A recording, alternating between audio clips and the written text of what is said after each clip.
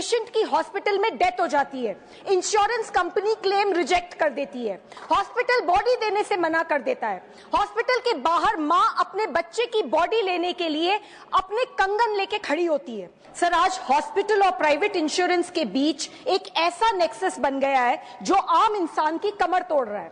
Sir, दूसरी ओर TV पे ads देखिए, इंश्योरेंस कंपनी सेलिब्रिटीज से प्रमोशन कराते हैं, मिनट्स में अप्रूवल दिखाते हैं, पॉलिसी साइन करवाते वक्त आप भगवान हो, उसके बाद आप सिर्फ हॉस्पिटल और इंश्योरेंस के बीच की एक टेनिस बॉल हो।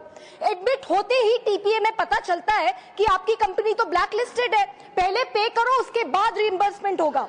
मान लो क्लेम फाइल हो भी गया, आप डिस्चार्ज वाले दिन भी एक कागज के लिए पूरा दिन बैठे रहते हो, बिलिंग चलती रहती है। आप इंश्योरेंस कंपनी को कॉल करो, आधा घंटा उनकी कॉलर ट्यून सुन के होल्ड पर बैठे रहो, हर बार नया कॉलर एजेंट, हर बार पूरा इशू दोबारा समझाओ, फिर भी क्लेम रिजेक्ट। महीनों तक इंश्योरेंस ऑफिस और हॉस्पिटल के बीच के चक्कर काटो। सर, इरडाई के मुताबिक 2024 में 26,000 करोड़ के इंश्योरेंस क्लेम्स रिजेक्ट हुए हैं, जो कि पिछले साल से लगभग 20% ज्यादा है। इस वजह से हर साल करोड़ों इंडियंस गरीब हो जाते हैं। आज देश के बड़े हॉस्पिटल्स और इंश्योरेंस कंपनीज ज्यादातर विदेशी प्राइवेट इक्विटी ने खरीद ली हैं।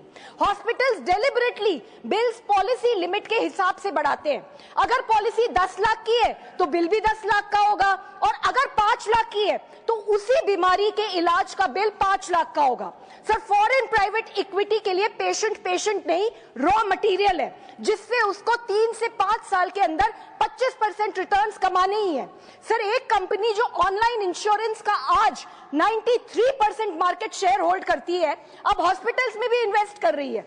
एक ही कंपनी इंश्योरेंस भी बेचेगी, हॉस्पिटल में एडमिट भी करेगी और क्लेम्स भी प्रोसेस करेगी। There is no regulatory wall here. Sir, India के दिव्यांग नागरिक तो इस सिस्टम से पूरी तरीके से बाहर है। 80% के पास हेल्थ इंश्योरेंस है ही नहीं, अप्लाई किया तो भी बिना किसी एक्सप्लेनेशन के सीधा rejection. Sir, this is discriminatory and illegal.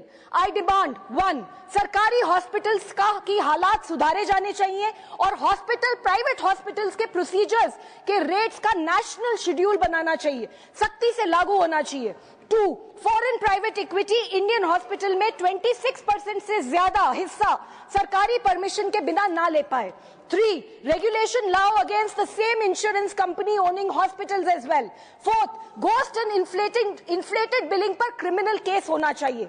5th, दिव्यांग के लिए मैंडेटरी हेल्थ इंश्योरेंस होना चाहिए, उन्हें आयुष्मान भारत में भी जोड़ा जाए।